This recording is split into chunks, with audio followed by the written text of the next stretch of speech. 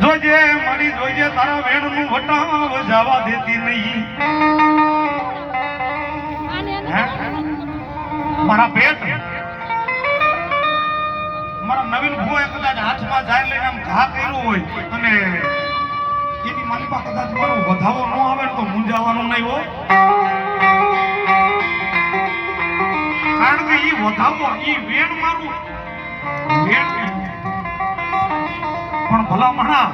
ઈ મારા જાહેરના દાણાનો જો વટાવ જવા દઉં ને તેથી મને પુત્ર ભુવાની મેલડીને સંગ લાવ્યો